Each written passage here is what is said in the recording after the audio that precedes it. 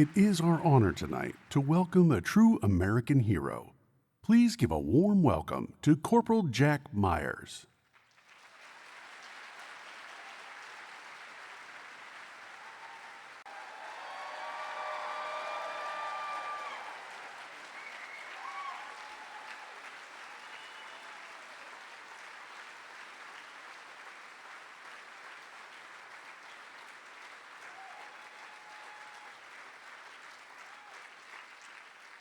Thank you. Wonderful, wonderful meeting.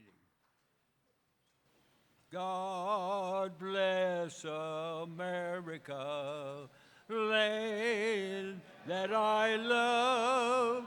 Stand beside her and guide her through the night with the light from above. From the mountain to the prairie, to the ocean, white with foam. God bless America, my home, sweet home. God bless America, my home, sweet home.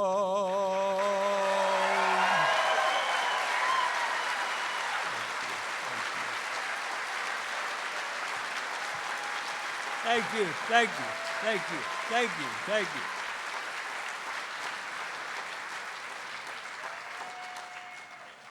Thank you very much.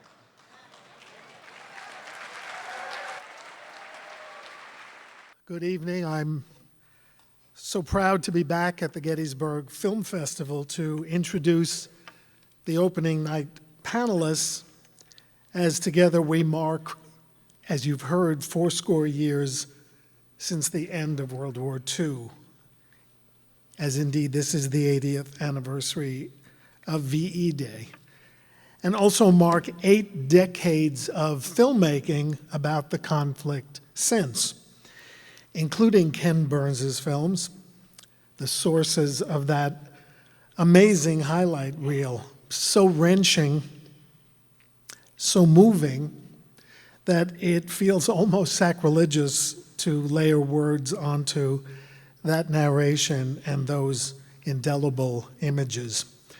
I'll turn to Lincoln for a quote, and he said this a few months after leaving Gettysburg.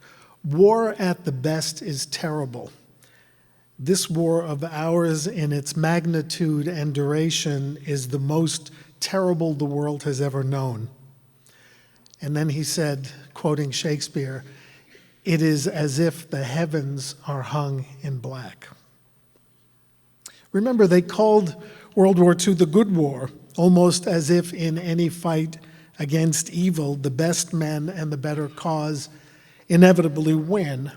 But as we've learned tonight, victory in World War II was not preordained or automatic. It took the raw courage of the greatest generation, all those millions in uniform, all those millions who made the ultimate sacrifice, 400,000 of them Americans, to extinguish the threat to freedom. And in the years since the guns were silenced in Europe and later in Asia, the sacrifice and the glory have been etched in memory through oral histories, through books, but above all, on film, in the documentaries made in the battle zones on President Roosevelt's orders by directors like William Wyler and John Ford, in the work of modern documentarians like Ken Burns, and in dramas that transported home front audiences to France, Germany, Tokyo Bay, Iwo Jima, and points between. The magic of film, bigger than life, overpowering in intensity, captured moments that are still frozen in our shared memory. A cafe erupting into the Marseillaise in Casablanca. The tense countdown to detonating a bridge over the River Kwai. The demolition of the guns of Navarone. the nerve-wracking Great Escape, the grit of the Monuments Men, who saved the greatest examples of human creativity, the stoic heroism of the 6888, the first black women to serve overseas, films by filmmakers and writers we will be remembering together for this entire weekend, even as we remember generals like Bradley and Eisenhower, or privates like Eddie Slovik, a man who was immortalized by the subtle brilliance of Martin Sheen, G.I. Joes, path-breaking whacks and waves, and the uniquely American diversity of race and religion that fought at the front, that maybe were cliches in movies, but they fought, remember, against self-proclaimed master races who would have imposed ethnic purity of the world. America's victory was the victory of our diversity. And how fitting and proper is it that we're gathered again on the Gettysburg battlefield or near it to remember those who gave the last full measure of devotion in World War II. Remember, this village once housed 400 German POWs. And on the battlefield itself, future American World War II officers learned about leadership and terrain on the same ground over which Lee and Meade once fought. Among them, the future liberator of Europe, Dwight Eisenhower, who years later came back to find peace in Gettysburg. To start this evening's discussion, we have what we might call a grand reunion. Martin Sheen has already sung the well-earned praises of the incomparable Ken Burns. I did the same from this spot last year. Let me add that he has since given us the genius of Leonardo and now has Americans on the edge of their collective seats awaiting his forthcoming semi-quincentennial treatment on the American Revolution. At a moment when it is fair to say not all Americans share the same vision about the present or the future or even our so-called collective past, we look forward to the portrait Ken Burns will paint of the founding of this nation. If anything or anyone can possibly unite us around America 250, it is the time we will spend with Ken Burns and the American Revolution. We know it will be worth all the years it has taken him and his team to research and create, because Ken has opened that same fearless lens onto nearly all the grand moments of our history. He's more than a filmmaker. He is our modern muse of history, an American Cleo, a teacher reminding us where we have been so we can better chart where we belong and where we need to go, and again I'll quote Lincoln, to save our unhappy country. To speak with Ken tonight, I'm equally honored to be introducing Susan Eisenhower, who so elegantly and seriously carries a great World War II and White House name, along with a lifelong family connection to Gettysburg and a deep commitment to world peace and stability. She is Chairman Emerita of the Eisenhower Institute and over the years has served on many important government task forces.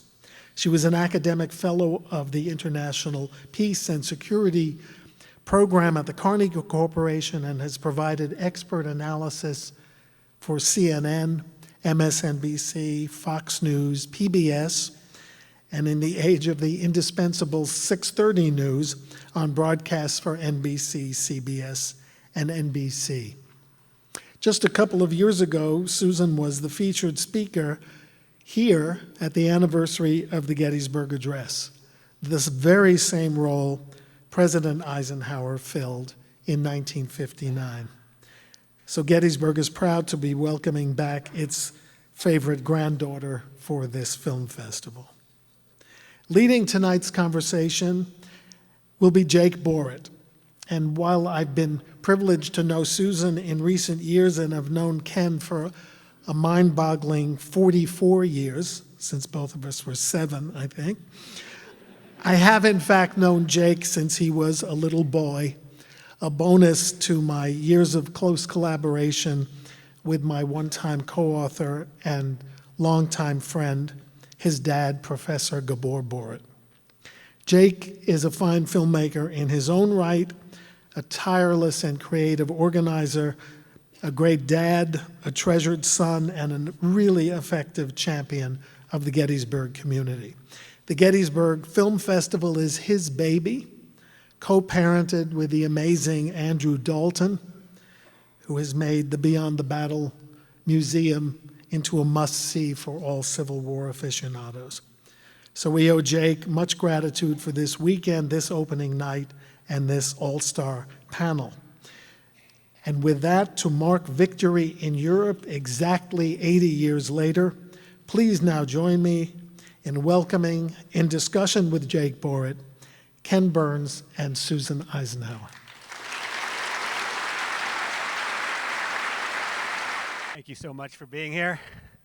Ken Burns, Susan Eisenhower, 80 years after victory in Europe today. 80 years ago. What do we take from that?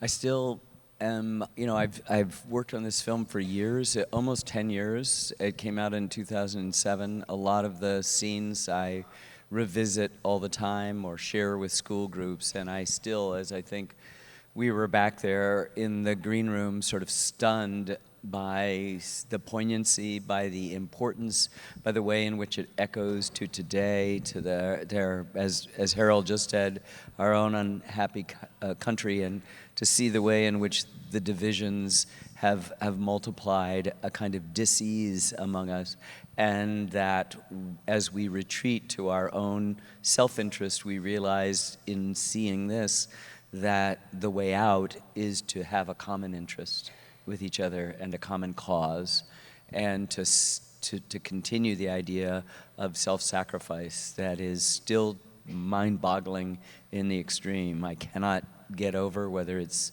the documentary footage from D-Day or Steven Spielberg's magnificent Saving Private Ryan opening, that anybody on earth would do that, and they did it. And it's, we're here because of them. Absolutely. And your grandfather, 80 years ago.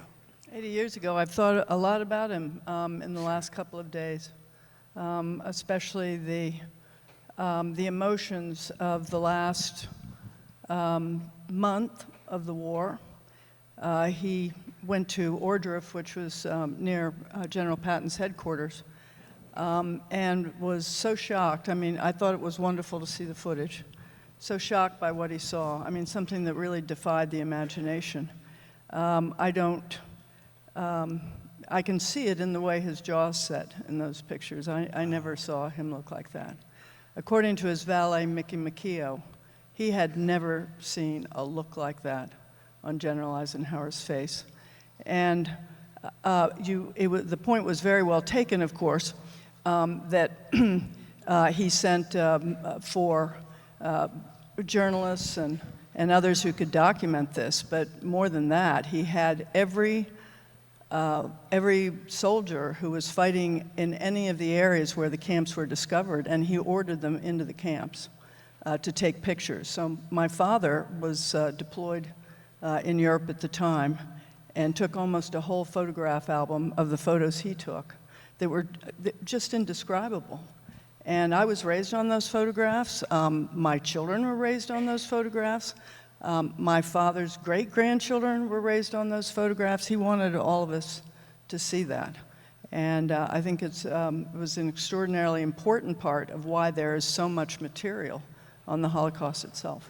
Well, in the war and that whole era, just the amount of footage, and we're seeing just a fraction of this war series, which is almost 15 hours long, that Ken made in 2007, And a lot of it is both footage from the government or the military, but it's a lot of personal photos. I mean, I don't know if it's your dad's photos, but it's stuff like this that you go through to tell this horrific story, but absolutely necessary. How do you even... Could I just add one thing to this, which I think is very important, and then I would love to know more from you, Ken, about what it was like to make that film.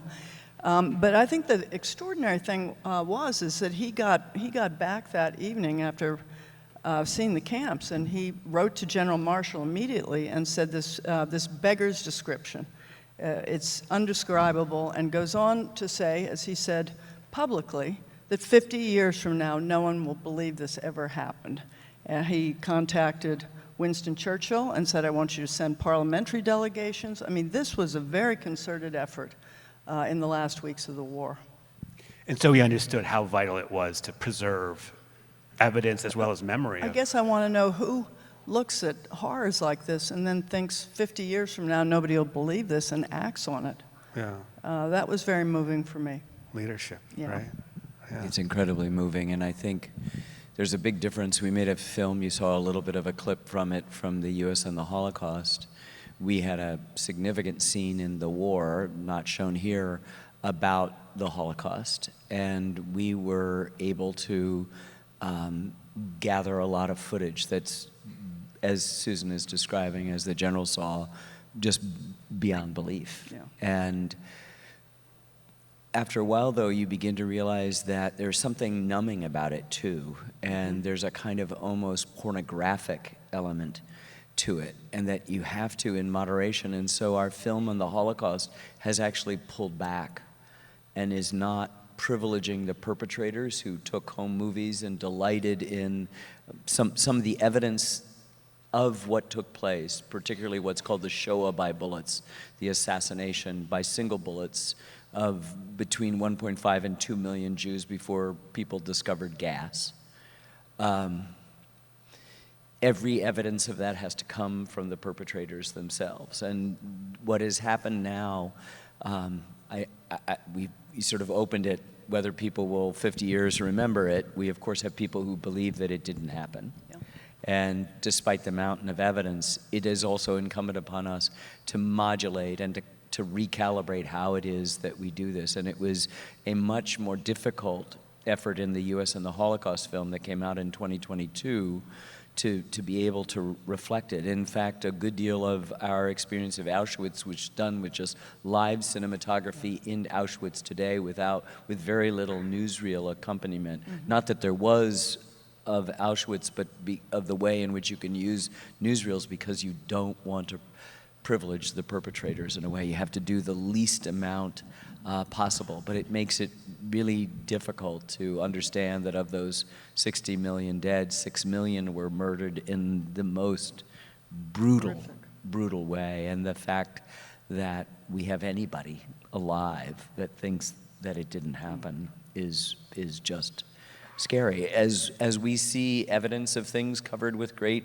newsreel coverage today are said they're not happening, or they're invented or false. So it's an important thing. I would add one more thing that is sort of interesting, is he also ordered the Germans into the camps. Right. And he had a 1-hour film done of the Holocaust and made people all over Germany come in and watch it, because he was concerned, of course.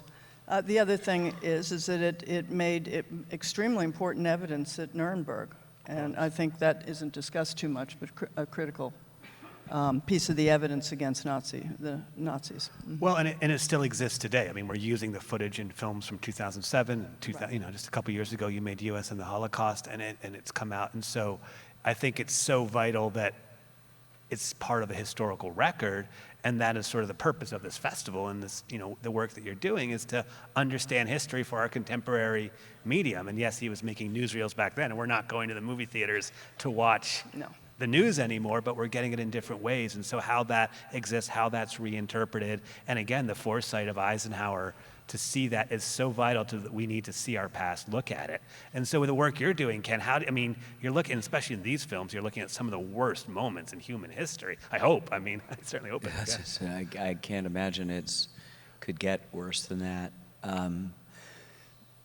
it was perhaps incumbent upon me to remind people that the way we decided to approach our film on the Second World War was to look at it through the eyes of people from 4 geographically distributed American towns, Waterbury, Connecticut, Mobile, Alabama, Sacramento, California, each of which had about 100,000 people in 1940, and then tiny Laverne, Minnesota, in which you heard mostly from Al McIntosh, who was the sort of the editor and the chief editorial writer of that, the Rock County Star-Herald, changed names a few times, read by, extraordinarily by Tom Hanks, that it bookends almost all of the series. And it was a way to, the romantic poet William Blake said that you could find the world in a grain of sand, and it was to try to remind you that the bottom up is as important to understanding the top down and vice versa. And it's always been the hallmark of our work to sort of not just add dimension and complexity to the boldface figures, but to introduce people, most of those people that you met, Dwayne Luce and Paul Viaggi and Wayne Ehlers were ID'd in other sections of the film and are unbelievable heroes. Ehlers has a Medal of Honor for what he did at D-Day that day, and it's Joseph Foggy was his name, and was an Italian-American whose mother sent him off with an Italian prayer, which he recited in Italian, and we didn't bother to translate. It's just the poetry of it came out. But these were all individual people. And shows up again in the Pacific. And Yes. Yeah, I mean, D-Day and in. Yeah, it's unbelievable. So what we were trying to do is take this world war and find in the specific experiences the general, and at the same time take an aerial view and understand what happened. But it has the intimacy of, you found out what the reaction was in each of those 4 towns to the news of D-Day, and then you see the general thing. I mean, that, as Harold was reminding us all, Franklin Roosevelt did not have a speechwriter. He wrote that prayer himself, and it was broadcast over the radio, and it had, if it moved you at all as it has moved me, every time I have seen it and heard it, it was galvanic for the country. Well, just to see the entire country together like that in a moment of faith what a tense moment that, when even like that, knowing that's happening, many of your sons or relatives there. And it's absolutely, you catch it from the bottom up, but it's also this great strategic game. I mean, that's global, and we're, again, focused on Europe, but it's a global, game's not the right word, it's obviously a global war. But Eisenhower's leadership in this, he is juggling all these different pieces to do it, and we're focusing on D-Day, which is perhaps the greatest triumph, but how do you, as a leader, how do you pull that off in a way that you're incorporating, yes, the Allies, and then Russia's an ally sort of on the other side, and then all these different... Soviet Union. Yeah. Soviet Union, yes. Led by a Georgian. Led by a Georgian, yes. Yeah. Well, first of all, I think the complexity of the decision-making is really an extraordinary story of its own. The British and the Canadians and our other allies in that war have a very different way of looking at military strategy, and it was interesting. It is interesting to note that Winston Churchill didn't warm up to the idea of this cross-channel invasion until about a month before the invasion. I wondered what it would be like to have a boss who is pretty sure you're going to fail. I mean, that right there takes a lot of internal fortitude, I think. He had to manage some very, very complex debates from the Air Force and the Navy, because as Supreme Commander, he had command over land, sea, and air, and that's the first time in military history that's happened with a multinational force. So this is very complicated. But I think for the purposes of this wonderful set of films that were put together in a very compelling way, I think many people don't realize that most of those men who came on shore had never been in combat before. So that right there is rather heart-wrenching. And it's extraordinary, the decision that Eisenhower had to make. The paratroopers were put together as functioning units for World War II. So this is still a relatively untried form of troop and gliders. We're not even talking about gliders. They're made out of canvas.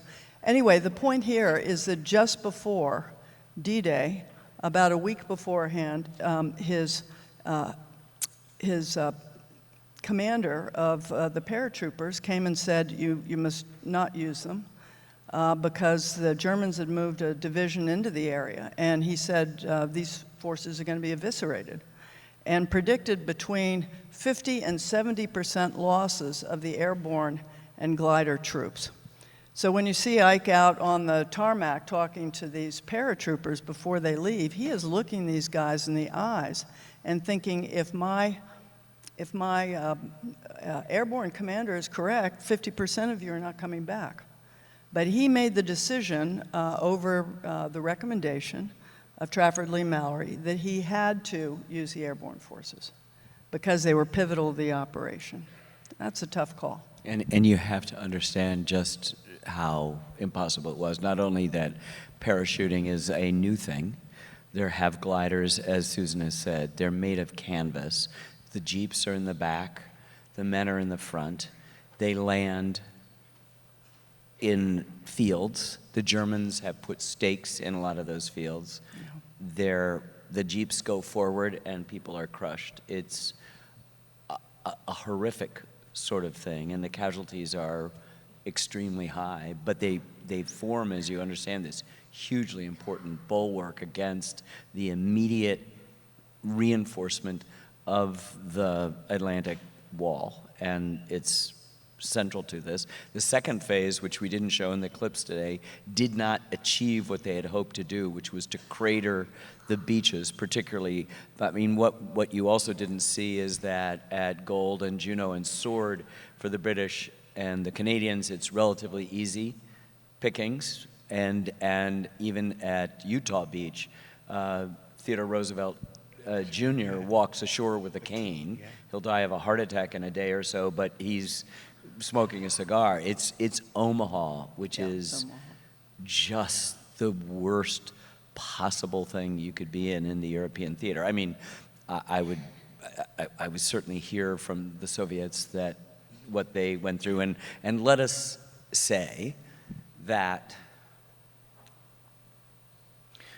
the Second World War was won first by American manufacturing, second by Soviet sacrifice, and third by Allied sacrifice. But the key ingredient for the success is leadership. From Franklin Roosevelt and Marshall to Dwight Eisenhower, it is a rare convergence of extraordinary talent that I've only now witnessed once before in our history, and that's in our founding. Lincoln's always frustrated with his generals, you know. That we have complicated personalities at our founding, and they're complicated personalities here. But the idea that Roosevelt would go down a line of command and pick Marshall, and that Eisenhower would be promoted by this system, and that he is the supreme commander, we are so blessed and so lucky to have that kind of leadership.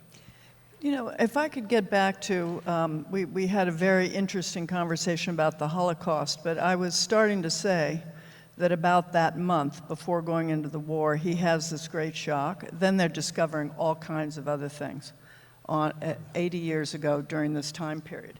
They're discovering Nazi loot. They're discovering stolen paintings. They're discovering all kinds of things everywhere they go.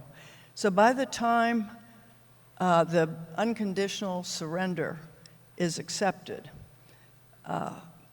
it's remarkable. Dwight Eisenhower will not breathe the same air as the German Jodl and his group, General Jodl and his group come to sign. He will not. He stays upstairs where his office is, and he says to his chief of staff, he deputizes the signing of this document, and then he says, I want you to bring these generals upstairs. And in less than a minute, he asks only 2 questions. Do you understand what you've just signed? And do you know that we're going to hold you personally responsible for the terms of this agreement? Dismissed. That was it. He was so disgusted by everything he'd seen. And I'd just like to add here, I think it's extremely interesting and probably very deeply troubling for him in a way, because he came from a 100% German-American family. You know, the Eisenhowers are from outside of Harrisburg, Pennsylvania. And he was used to being in, I think he was the second generation not to speak German all the time. His father refused to learn German and was the first of his group to teach English to his kids, right? This is crazy. Pacifist too, right? He was a pacifist. Dwight Eisenhower came from a pacifist family. Yeah. Nathaniel Greene, the Quaker from Rhode Island, is sort of Washington's most trusted general, is a Quaker who finds his pacifism sort of misplaced during this situation. And in Laverne, Minnesota, the Lutheran churches would have two different services at 8 o'clock in German and at 10 o'clock in English. Right within that area of the United States. And you just started touching on the diversity of the way the commanders are chosen, this, you know, the religious beliefs, all of this is such a uniquely American force, you know, and maybe World War II is where that materializes so full force to see. I mean, and how is the uniqueness of the American ideal or experiment so present in this victory versus? It's so hard to put into words because it's so complicated, and for every statement, definitive statement you can make, you can undermine it with an exception to it that kind of disproves the rule. Lincoln says as a young lawyer, "Whence shall we expect the approach of danger? Shall some transatlantic giant step the earth and crush us at a blow?" And then he answers his own question, "Never. All the armies of Europe, Asia, and Africa could not by force take a drink from the Ohio River or make a track in the Blue Ridge in the trial of 1,000 years. If destruction be our lot, we must ourselves be its author and finisher. As a nation of free men, we must live through all time or die by suicide." What he is acknowledging, and it is a stunning statement, he's not even 29 years old, is that these two oceans and these two relatively benign neighbors have protected us and allowed us to incubate some incredibly important things. Ideas about individual liberty and freedom, a system of government second to none, and yet also it incubates other things, conspiracies and paranoia, love of guns, all sorts of things, distrust of other people, despite being a nation of immigrants. And all of those things have contributed to our narrative. All of those things contribute to and undermine what we do and what we have done and what we, I presume, will do if we survive. And so it's just a remarkable experiment, and at the same time you can perceive how fragile it is, how much it hangs on the ability, from what we looked at today, of just being able to get off a boat, you know, on the coast of Normandy and do something. You know, I would add that one of the differences and what this war contributed in terms of our own image, this is sort of an extension of your question here, was the tremendous innovative capacity of American thinking. And I think that comes from the diversity. Later in the campaign, when this is in the attempt to break out of the Normandy region, a lot of troops get bogged down by the so-called bocage area. Bocage, I think we saw some wonderful shots of that in the movie. This is these embankments that have huge amounts of kind of bushes and trees. In some cases, they form whole arches over the road. And this was extremely advantageous to the Germans because they could hide on the other side of those embankments and then shoot at our troops as they were going down the roads. Well, in an amazing effort, some Iowa farmer or someone from that part of the world says, well, gee, I used to have some problems with that in my field, and I put these kinds of claws on the front of the tank or on the front of my truck, and so why don't we try this with tanks? I mean, in like a day or two, this goes all the way up the food chain, and they start experimenting with this. Yes, and in no time at all, we've got a way to pull those embankments down or to climb up over them. With The British had a much harder time in sort of innovating That's like right. this on the fly. So I will, Susan is absolutely right, and it's such a wonderful element of the American character that happens. You heard a thing where the naval commanders were absolutely forbidden to move in close, and they violated those orders. And the way we proceeded it was that then the Americans began to improvise, right? Right, I love and, that. And this is, when we were making this film in the editing room, whenever we were making a tough decision, we'd turn and go, then the Americans began to improvise.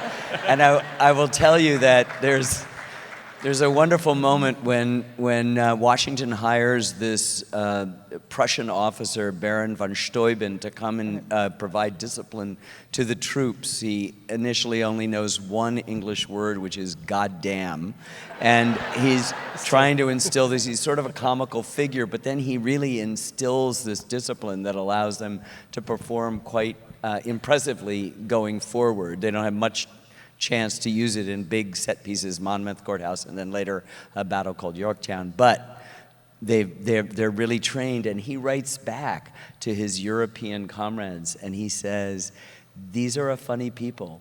In Prussia or in Germany or in France, if you tell a soldier to do something, he does it. Here I am obliged to explain to them why they should do it, and then they do it. And that's the other side of the corollary, is that we, because of the diversity, because we are made from so many different strains, there has to be a bottom-up kind of logic to it. And there is a sense of that. And then they began to improvise. And the hedgerow, I mean, this skipped over what is an hour of this episode, which is trying to break out of through these hedgerows. And it is this innovation that is immediately adapted all the way through, including, as we know from what we saw tonight, but Saving Private Ryan, the Bangalores that got the torpedoes that began to open up these little narrow tiny ways for a body to move through and up the gullies without being shot down. It's just spectacular, bursting a little bit of a hole in the barbed wire. Yeah, well, and that's the whole story of the war, as you said. You begin the opening scene of the clip really so as an isolated people. It starts as an isolated people, and then it becomes very international facing, and it's just, that epic shot in front of the Champs-Élysées, and then we see it again with the liberation of Paris, and that's all. Not that it didn't go as planned. It was clearly planned, but there was every moment there was something to adjust to. I'd love to make a point about the liberation of Paris. I think this is one of the coolest moves during the war because very clearly the French had been not only deeply divided, but part of France had been allies with the Nazis. And it was going to be a really difficult situation after Paris was liberated, one way or the other. So, by the way, against orders, Dwight Eisenhower decides that General Charles de Gaulle was the indispensable man and allows actually the French to liberate their own city, which paid massive dividends later in the 1950s when President de Gaulle was back and we had a little dust up over the U-2 incident. But anyway, I think the point I wanted to make is that Eisenhower didn't want troops to go into Paris. He was hoping they could stabilize themselves because running a city of that size was not in his job description, you might say. It was to, seek victory. So the way they indicated to the French population that Charles de Gaulle was the man, and also that the Allies supported him, is that we followed the French into Paris. And then, as you saw from these wonderful pictures of the troops with the Champs-Élysées in the background, our troops marched straight through the Champs-Élysées and into combat 2 hours later. Yes. Oh, really? So they accomplished two strategic objectives at the same time. One, to show support for for Charles de Gaulle and to let him walk in with pride into the city. And our troops made it look like we were staying, but we actually marched right out the Champs-Élysées into combat in the afternoon. And continued on. When you saw Quentin Anderson from Laverne, Minnesota, who's been flying a strafing run near Paris, right, and comes back up and he sees what's going on there, it's because everybody's headed, Eisenhower has one objective, and he's pushed the Germans back and take over Germany. That's what he's going to do. He's not going to occupy Paris. Not going to occupy. Wow. He's going to liberate it. And this is what I said at the very beginning, the impressive thing is nobody is there for conquest. This is not transactional. This is transformational. This is not acquisitive. This is what neighbors do for neighbors. It isn't a quid pro quo. There's no something that's returned. They haven't paid for this. They're not paying enough for it. This is what we do. I just had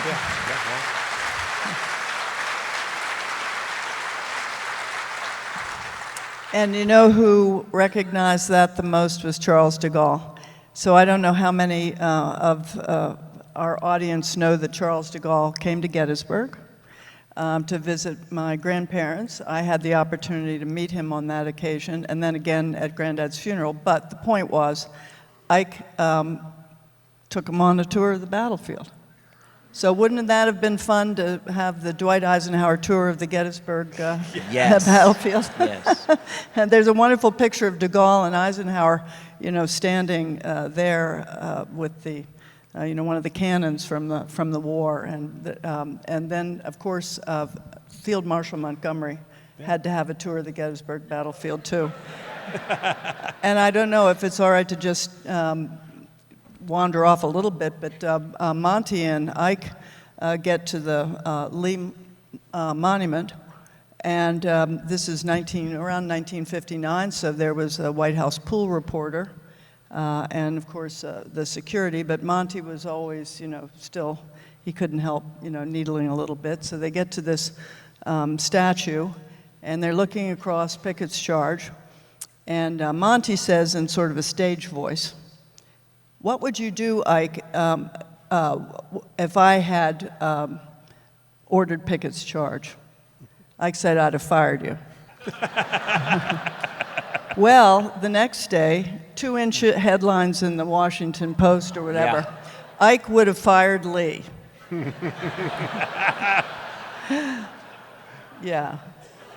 He didn't need Southern electoral votes at that point. Yeah, right. Wow. I mean, Ken, in making this film, of course, we're in Gettysburg talking about World War II, but with the Civil War that came out in 1990, this film, The War, if you've seen the Civil War, and Yeah. comes out in 2007. And so you make a film about the war that devastates this country, and then it's a long period of time. And since that time, of course, you've revisited multiple wars. You're in the midst of just finishing up. Why is that? Talk a little bit about that sort of creative or even emotional process and those decisions. It's emotional. I think that, as I was talking to somebody earlier today, that when we finished the Civil War, which would have been editorially in 1989 for the broadcast in 1990, it was like, we're not doing another war again. And in fact, wars have passed through various films, but they've just done that. It was just so emotionally hard to deal with it. Even with still photographs, it was hard to read the journals and the diaries and to calculate this American loss. I mean, still with new calculations about the dead of the Civil War, and all of the previous wars combined do not equal the dead from the Civil War. And so we just avoided it, and it was only learning, as I said earlier, that we were losing so many veterans of the war, and that kids thought that we fought with the Germans against the Russians. High school students graduating somehow thought we'd fought, against the Russians with the Germans in the Second World War. I said, we have to do it. And it was interesting that before the ink was dry on that film, on this film that we've been looking at tonight, I'd said we're doing Vietnam before we had even locked the picture, which is about a year and a half before it was broadcast. And then the same thing happened more than a year and a half before we broadcast the Vietnam series. So that was in September of 2017. in December of 2000, we broadcast in December of 2015. I said revolution. No idea of 250th anniversary, no idea of anything in mind other than feeling like this was the next obstacle to this big question as we, as both Martin posed and I posed before, that I hope resonated, that like, who are we? Like, who are we? This is something that has to be sounded, and it is unfortunate because this is what human beings do, which is kill other human beings in an organized fashion, which we call war. They become very revealing aspects, not of just the worst of us, which is obvious and why you'd want to stay away from them, but also sometimes the best of us and the most revealing of us. And so you're inevitably unable to sort of keep to a promise that you're not going to do it anymore, because you're going to learn more from these events than anything else. I am both sorry and, in a way, happy to say that we have to this is what we do. I mean, the 8th episode of our 10-episode Vietnam thing was a young Marine, now an older man, said we were pumping him for his information about his war service, decorated, highly decorated, as a corporal in the U.S. Marines, in I Corps, which was the section just right up next to the DMZ, the worst place to be if you were an American soldier. He finally just said, look, this is the history of the world. That's the title of it. Because I am very sorry to say this is the history of human beings. And, the human nature doesn't change. And the levels of generosity, but also greed, of virtue, but also venality, of selflessness, but also selfishness, sort of continually display them, strut their hour on the stage, and we're obligated to follow that wherever it goes. And we're so blessed, I think, by these individuals who have arrived at certain times, like a Dwight Eisenhower, like a Franklin Roosevelt, like a Abraham Lincoln, like a George Washington, who can, all flawed human beings, not perfect human beings, who are able to exert some sort of pressure on those dialectics of venality and virtue in a way in which the positive side actually wins out, at least temporarily. And that's the history of the world, too.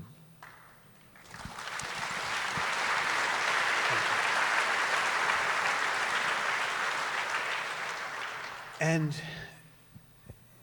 again, with these films on war, and maybe comparing the Civil War and the war on World War II, is that in the war, you have many living, again, your motivation is there's 1,000 veterans dying a day, but there's plenty to still talk to when you make the film. Bottom-up history, most of the narrative, most of the stories are driven by regular, unknown, everyday people, if you will, in exceptional, extraordinary, often brutal circumstances. Why was that decision made to do the war very much not from the FDR and the Churchill for the most part, not from Eisenhower or Montgomery or so forth, but it was very much told in that way, and of course, Americans primarily? It did have a top-down and a huge and important top-down version, but you're absolutely right. I think it's because of all of the films that I've done, this was the subject that had hundreds of brethren. Hundreds of other films on the Second World War. And I wasn't looking to be different. I just realized that I couldn't take it unless, I wasn't willing to undertake it unless there was an avenue towards a new way of investigation. And that would be in a Blakean sense, that you could find the world in a grain of sand and water. We first thought we would do it in one town. There just weren't enough living veterans in Waterbury, which is our first choice, to be able to get both theaters of war and a variety of experiences, naval, infantry, artillery, tank, and aerial. And so we then said, well, maybe it's 2 or 3 towns. And then we gravitated to Mobile because we'd read a memoir, and then we thought Sacramento because of the diversity of the population there. And then we ran into a guy who lived in Bethesda, who was in the insurance business. And he came to Bethesda, Maryland, and he came to us, and he was telling us his story, and it was so amazing as a pilot. And his name was Quentin Annenson. And we just said, whoa, this is amazing. And he'd sort of made a film about himself in a kind of weird way, or his son-in-law had helped him do this. But his story was incredibly compelling. And we said, you're from Maryland? He said, no, I'm from Laverne, Minnesota. And we went, okay. So we went out to Laverne, Minnesota, and then discovered Al McIntosh in the Rock County Star morgue, his stuff, and it was wonderful. And we got Tom to read it, and about a month after he read, he said, he's very famous for typewriters. He likes typewriters, and he writes on manual typewriters. So he typed me a letter, which I have in my office, and it says, "Dreaming about Al McIntosh. Hope you have more." Wow. And so we went back, and after the prologue and introduction, the first voice you hear is Al McIntosh, and at the very end of episode 7 is the most, I mean, I shouldn't tell you because I should then be able to pull it out, and we won't be able to, but it's December of '45. People are being released from the Army, and he describes a scene in downtown Laverne where the soldiers are having a snowball fight because the snowballs happen, and we found color footage of this snowball fight.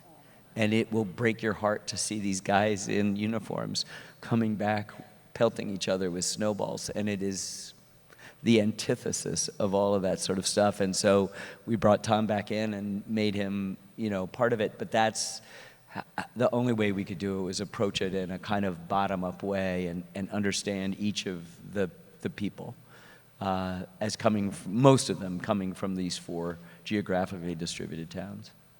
Yeah, wow, and it's so personal, and it's clear that they're going But through this. you're not without an awareness of Eisenhower. I mean, his absolutely. voice coming in there, and also, as I think we've talked about today, he was ready to just own it, the failure of it. In a way, Lee owned the failure of Pickett's Charge, right? He was prepared to say, this is all my fault. It's an incredible aspect of his leadership. Well, I'd like to just add my voice of really appreciation for the way you did tackle that story. I think today it's so easy for us to just think that a military solution is the solution to everything. Yeah. And what is powerful about the response of everyone with the news that Nazi Germany has surrendered, it's so interesting that in that one town, they weren't out having a party. I think there were so many communities that were utterly devastated and so many people who didn't come home. This wasn't necessarily the big party all over the country. No. And I don't know, there's always room for lots of movies about leadership and strategy and all that kind of thing, but I think it was really very powerful to show the local impact, which is so extraordinarily important for all of us to take into consideration every time we deploy troops. The woman sitting at the bar stool, at the counter stool, her son, you meet on camera Paul Fussell, who's one of the ringers in the film. He's a Princeton professor, but was there. He was on the line in France, in the Vosges Mountains. The average life expectancy of a second lieutenant, which he was, on the line, meaning in combat, in France, at that time in 44, 45, was 17 days. Yeah. In 17 days, you were either killed, severely wounded, or went crazy. Yeah. That was it. Paul, spent 6 months on the line. People at the back of the auditorium were taking showers and eating meals and brushing their teeth and changing their clothes. He did none of those things for 6 months until he was severely wounded. And then he was moved to the head of the line at the hospital to be fixed up because he was really, if you last 6 months, you're really good at what you're doing. As he said in that film that you just saw, killing other people and avoiding being killed by them. And he He was being patched up, and he heard in August about the atomic bomb, and he just, on camera with us, just wept because he knew we were going to be part of an invasion. Those 400,000+ dead are actually the total number of missing and accidents. The combat deaths are 292,000. Russians lost 20 million plus people.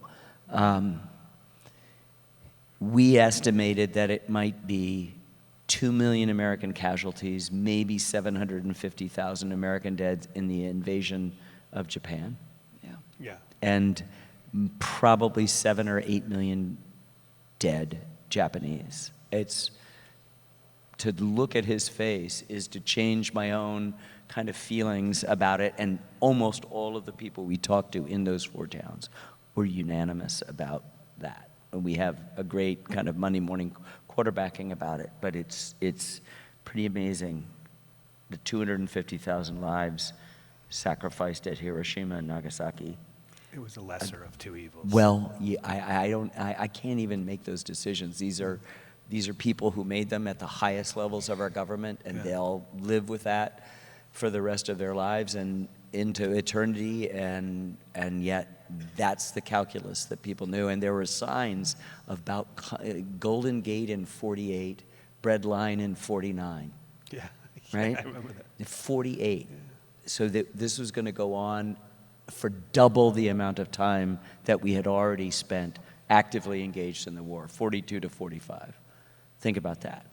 No, it's, yeah. I mean, Well, I think what you said about what this man had been through says a lot about the aftermath, because it was impossible to bring all of those troops home immediately.